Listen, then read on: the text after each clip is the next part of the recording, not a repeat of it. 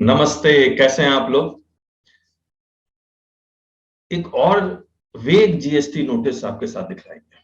वेग क्यों है ये आप कमेंट बॉक्स में जरूर बताइएगा। तो आप जैसे ही नोटिस पूरा देखें तो कमेंट बॉक्स में पॉज करके जरूर से बता दीजिए कि ये वेग क्यों है। और ऐसे ही बहुत सारे जीएसटी नोटिस को हम लोग हैंडल भी करेंगे और बताएंगे उसका रिप्लाई कैसे होना चाहिए, प्रॉपर रिप्लाई कैसे होना चाहिए। अगर आपके पास भी ऐसे कोई नोटिस हैं जो चाहते हैं कि मैं उसको एनालाइज करूं और उसको रिकॉर्डिंग करके डालूं यूट्यूब में, तो आप वो नोटिस मेरे को इस व्हाट्सएप नंबर पे भेज सकते हैं जो नीचे आपको नजर आ रहा है। ये जो नीचे नजर आ रहा है 9999227381। यहाँ पर आप व्हाट्सएप कर दीजिए। पूरे क्लाइंट का नाम, ऑफिसर्स का नाम हम लोग डिस्क्लोज नहीं करेंगे, उसको कॉन्फिडेंट रखेंगे। दूसरा कि हम लोग एक लाइव क्लासेस शुरू कर रहे हैं 1 जुलाई 2022 से, उसको जरूर से हैंडल कीजिएगा। उस लाइव क्लासेस का नाम ही है how to handle GST notice. मैं आपको एक बार दिखला देता हूँ। तो ये taxbykk.com में जाएंगे, शॉप में जाएंगे, लाइव कोर्सेस में जाएंगे तो आपको ये आ जाएगा। यहाँ पर लाइव क्लासेस जो मॉर्निंग 6:30 टू 8:30 AM होगा, जूम में होगा। और यहाँ पर आप बाय नाउ से क्लिक कर सकते हैं। डिस्काउंट अवेलेबल है, देख लीजिएगा, डिस्काउंट जरूर से अप्लाई कर दीजिए। कौन कौन से चैप्टर्स हम लोग कर रहे होंगे, इतने सारे चैप्टर्स कर रहे होंगे। अपार्ट फ्रॉम दिस, जब हम लोग जीएसटी नोटिस को हैंडल करने का बात बताएंगे तो आईटीसी का मिसमैच के बारे में बताएंगे, ईवी बिल के नोटिस को भी देखेंगे, रजिस्ट्रेशन के नोटिस को भी देखेंगे, समन्स के नोटिस को देखेंगे, इंक्वायरी इन्वेस्टिगेशन के नोटिस को देखेंगे, डिन क्या है उसके बारे में बताएंगे। ऐसा बहुत सारी तमाम चीजें हम आपके साथ डिस्कस कर रहे होंगे। तो आइए एक बार ये आगे वाला वीडियो देखते हैं। So thank you so much. जरूर से वो लाइव कोर्सेज को जरूर से ज्वाइन कीजिए अगर आप अच्छा जीएसटी सीखना चाहते हैं। और इस वीडियो को शेयर कीजिए, लाइक कीजिए, सब्सक्राइब कीजिए इस चैनल को। और हम लोग एक कस्टम से क्लासेस ज्वाइन करना है तो हमारे यूट्यूब चैनल को ज्वाइन कीजिए। तो ज्वाइन का बटन भी एक होगा उसमें, ठीक है। एक सब्सक्राइब का बटन होता है, एक ज्वाइन का बटन होता है। मैं ज्वाइन का बटन को आप क्लिक कीजिए। आइए वीडियो देखते हैं। सो नमस्ते टू ऑल ऑफ यू, आज की क्लास में स्वागत है। हम लोग एग्जामिशन शुरू करने से पहले मैं आपको एक नोटिस दिखलाना चाह रहा हूँ। एक नोटिस मिला है, बड़ा इंटरेस्टिंग है, आप पढ़िएगा, बताइएगा। ये नोटिस है फॉर्म जीएसटी आरईजी 03 रूल 9 सब रूल 2। और ये मैं पहले पूरा दिखाता हूं। ये नोटिस खत्म। अब आप पढ़िए, अब बताइएगा इस नोटिस में गड़बड़ क्या है। Notice for seeking additional information, इसका बैकग्राउंड बता देता हूं। इस क्लाइंट ने डिलीशन ऑफ पार्टनर के लिए अप्लाई किया और एक पार्टनर, 4 पार्टनर थे, एक पार्टनर को डिलीट किया। और डिलीशन का जो रीजन था that was death of the partner, और अप्लाई कर दिया। और जब अप्लाई किया डेथ ऑफ द पार्टनर तो सिर्फ डिलीट का बटन था, कोई डॉक्यूमेंट अपलोड करने का बटन उसमें नहीं था कि मतलब डेथ हो गया तो डेथ सर्टिफिकेट अपलोड कर दे, वैसा कोई डॉक्यूमेंट था नहीं। सिंपली डिलीट कर दिया। उसके बाद ये नोटिस आया, notice for seeking additional information clarification document relating to application for amendment. This is with reference to your amendment application filed this. The department has examined your application and is not satisfied with it for following reasons. Promoters, partner, document uploaded others. ये portal में खुद ब खुद उनको दिखाई देता होगा और यहाँ लिखा हुआ प्लीज स्पेसिफाई। अब उनको स्पेसिफाई करना है कि कौन सा डॉक्यूमेंट उनको अपलोड करना है, मतलब क्लाइंट को अपलोड करना है। लिखा हुआ क्या है, please upload relevant document in support of removal of the partner. चलिए, also upload document in support of principal place of business। Principal place of business का अमेंडमेंट किया ही नहीं था, लेकिन उनको ये भी डॉक्यूमेंट चाहिए। Further attend the PH on given time and date, you are directed to submit your reply by this. If no response is this this this. आप ये बता दीजिए इस नोटिस में प्रॉब्लम क्या है। ये पूरा नोटिस, गड़बड़ क्या है इस नोटिस में, जो मेजर गड़बड़ है। एक तो ये फिजिकल हियरिंग के लिए नहीं कह सकते। अच्छा, दूसरी चीज, वो इस आधार पे हमारा रजिस्ट्रेशन कैंसिल नहीं कर सकते। नहीं, कैंसिलेशन तो कह भी नहीं रहा। सबसे बड़ी बात क्या है कि जो पार्टनरशिप, जो कोई डीड डेथ कर गया या कोई नया हम उसमें बढ़ा रहे हैं या रिमूवल कर रहे हैं, हम्म, तो हमको जो नई डीड जो हमने जो भी उसमें बढ़ाया, एडिशन किया या डिलीशन किया, वो डॉक्यूमेंट हमें अपलोड करना रहता है। उसके ये सिर्फ मैं आपको ये बताता हूँ, एक मिनट राजेश जी। सबसे बड़ी प्रॉब्लम ये है इस नोटिस में कि कौन सा ऑफिसर इशू कर रहा है उसका नाम डेजिग्नेशन मिसिंग है। हाँ, ये चीज तो इसमें है। ये मेजर ड्रॉबैक है। ये देखिए, मैंने फॉर्म खोला हुआ है, रूल 9(2). नहीं, उसमें तो होना है, मस्ट है वो। Signature, name of the proper officer, designation, jurisdiction, ये है ही नहीं। है ही नहीं, ये बात सही है, लेकिन है पोर्टल से। उससे क्या होता है? ये नहीं तो नहीं पोर्टल है। में ही है ना। नहीं, ये तो पोर्टल से ही नोटिस है ना। तो हाँ, कभी कभी पोर्टल उसको क्या करता है, कभी कभी मिस भी हो जाता है, वो सिग्नेचर तो लगा रहता है। नहीं तो इसमें क्या क्या माने हम इसको? ये प्रॉपर नोटिस है। ये पोर्टल पे, ये मेल पे तो है नहीं। हाँ, पोर्टल पे है। तो पोर्टल पे जो भी आया वो सही होगा। आपको कैसे पता जो ये नोटिस इश्यू कर रहा है वो इंस्पेक्टर है, सुपरिटेंडेंट है? स्टेट में तो सुपरिटेंडेंट और इंस्पेक्टर तो कर ही नहीं सकता, सीटीओ तक नहीं कर सकता।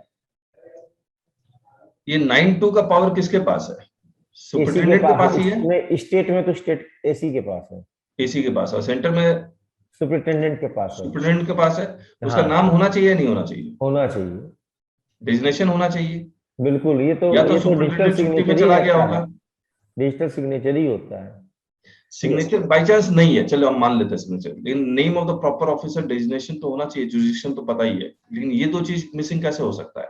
ये नहीं हो सकता, ये तो होना ही है। ये तो मतलब जो फॉर्म ऑनलाइन जो उपलब्ध है, उसमें ये तो लिखा ही रहता है नीचे। ठीक है। दूसरी बात, ये कहता है कि आप टाइम पे आइए।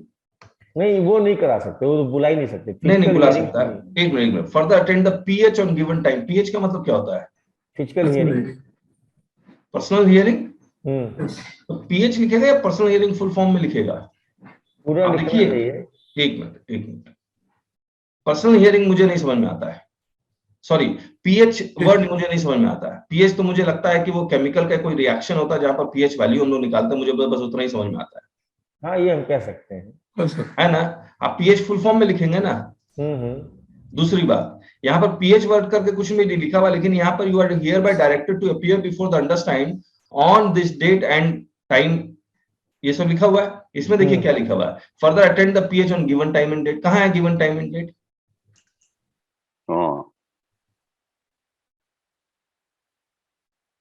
या तो इसका सुपरिटेंडेंट छुट्टी में चला गया होगा, इंस्पेक्टर ने अपना बनाया होगा। क्या लगता है आपको, इस नोटिस का रिप्लाई क्या होना चाहिए फिर? आप यही तो लिखेंगे, this is not valid document which is given by you, there is no signature, no, वो सब कमियां लिख करके आप उसको अपलोड कर देंगे। तो अपलोड करने का कोई ऑप्शन तो वहां होता नहीं है, आप फिर है रजिस्ट्री करेंगे। है। जब ये जब नोटिस आ जाता है तो फिर अपलोड का ऑप्शन आ जाता है। हाँ, अपलोड का ऑप्शन आता है सर, रिप्लाई होता है, रिप्लाई का ऑप्शन आता है, क्लैरिफिकेशन या रिप्लाई का होता है। हाँ, वो होता है। या तो तो लिख के वहां भेज दीजिए। पहला ये नाम और डेजिग्नेशन, हाँ नाम और डेजिग्नेशन। दूसरा, हमने अमेंडमेंट के लिए अप्लाई किया है रिमूवल ऑफ पार्टनर, ये प्रिंसिपल प्लेस ऑफ बिजनेस का भी डॉक्यूमेंट मांग रहा है। तो ये मांग सकता है या नहीं मांग सकता? क्या जो पार्टनर डेथ किया है, हाँ, क्या उसी ने अपना प्लेस दे रखा था बिजनेस का? नहीं वो तो पुश्तैनी प्रॉपर्टी है। हाँ, तब कोई बात नहीं। पुश्तैनी प्रॉपर्टी तो आखिर किसी न किसी की होगी ना उसमें, पार्टनर हाँ जो वो थे है, वो चार। ओन प्रॉपर्टी है, उसमें कोई प्रॉब्लम नहीं है। इससे पहले ऑफिसर का मेरे पास फोन आया ये नोटिस इश्यू करने से पहले। हम्म। तो वो कहता है कि इसमें ये प्रॉब्लम, हम लोग भैया जो भी है लिख के दीजिए आप। तो लिख के ये दिया। तो पहला नेम डेजिग्नेशन, दूसरा प्रॉपर डॉक्यूमेंट मांगना चाहिए उसको, मतलब लिखना चाहिए कौन सा document, please specify. Relevant document क्या होता है? वेग रिप्लाई हम लोग दे देंगे तो ऑफिसर को बुरा लग जाएगा। वेग रिप्लाई आ सकता है, लेकिन वेग नोटिस आ सकता है। तो कहने का मतलब ये है कि जितने लोग भी जीएसटी का काम कर रहे हैं उनको आइडेंटिफाई करना बहुत जरूरी है। वेग नोटिस, इलीगल जीएसटी नोटिस क्या होता है। अगर आइडेंटिफाई करके रिप्लाई, अगर हम लोग इसके अगेंस्ट रिप्लाई कर दिए तब तो ये नोटिस वैलिड हो जाता है। बिल्कुल हो जाएगा, 162 वाला कवर हो जाएगा। अब सेक्शन ठीक से याद करके बोलिए राजेश जी। 162 नहीं है क्या सर? अब मुझे याद नहीं है, एक बार चेक कर लेते हैं। हाँ देख लिया जाए हमको। यूट्यूब में सुनने वाले 162 निकाल लेंगे और बोलेंगे अरे इसमें क्या एक बार देख लीजिए तो। हाँ 160 है, ठीक है 160। तो ये डॉक्यूमेंट स्पेसिफाई, ये क्या 9(2) से 9(2) जो अमेंडमेंट क्लाइंट ने मांगा है वो अमेंडमेंट को या तो अप्रूव करेंगे या डिसअप्रूव करेंगे। इसके लिए अगर प्रिंसिपल प्लेस ऑफ बिजनेस में उसको कोई भी प्रॉब्लम है तो एक नया नोटिस इशू करेगा। 9(2), ये 9(2) के थ्रू या REG 03 के थ्रू वो नया कोई ग्राउंड नहीं बना सकता है। ठीक बात हाँ, है या नहीं? वो नहीं बना सकता, सही बात है। तो इसमें नया ग्राउंड क्रिएट किया है। एक बार 9(2) देख लेते हैं। Verification of the application and approval. The application shall be forwarded to the proper officer. यहाँ proper officer कौन है, यह हमें अपने किताब में देखना होगा। रजिस्ट्रेशन और सर्कुलर आया था इसका। अच्छा, जो लाइव क्लासेस होने वाली है, how to handle GST notices, ऐसे ही नोटिसेस हम लोग हैंडल करेंगे। और जो यूट्यूब में देख रहे हैं, अगर आपके पास नोटिसेस आए हैं और आपको लगता है उसको एग्जामिन करना है तो आप मेरे व्हाट्सएप नंबर पे भेज दें, मैं उसको एग्जामिन करके अगर पॉसिबल हुआ तो रिकॉर्ड करके आपको बताएंगे। और कॉन्फिडेंशियल रहेगा जो भी नोटिस आप भेजेंगे।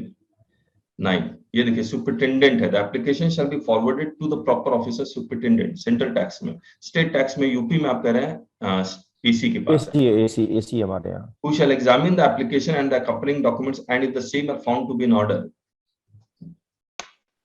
approve the grant of registration to the applicant within a period of 7 working days from the date of submission of the application. तो registration तो approve already हो चुका है।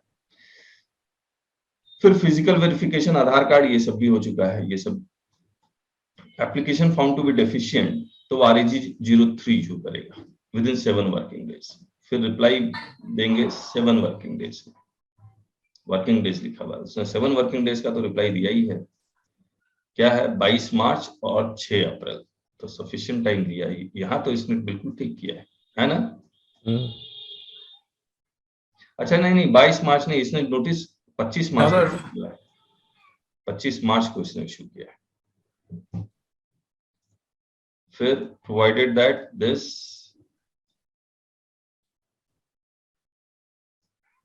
देखिए फिजिकल वेरिफिकेशन कर सकता कमिश्नर के अप्रूवल से, असिस्टेंट कमिश्नर के अप्रूवल से।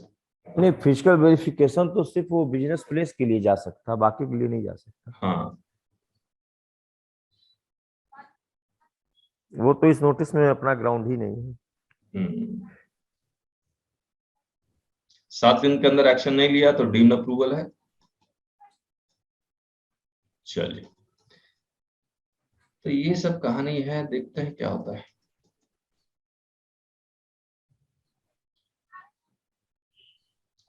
मैं लिंक्डइन में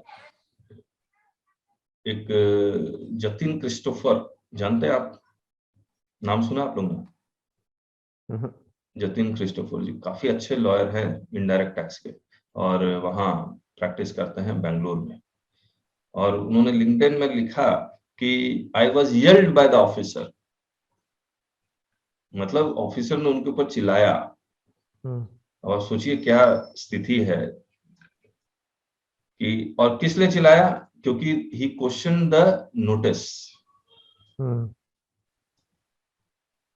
तो गवर्नमेंट ने ऑफिसर्स को सियाही की ताकत दी है, कानून प्रॉपर फॉलो करें, यही तो हम लोग सब चाहते हैं।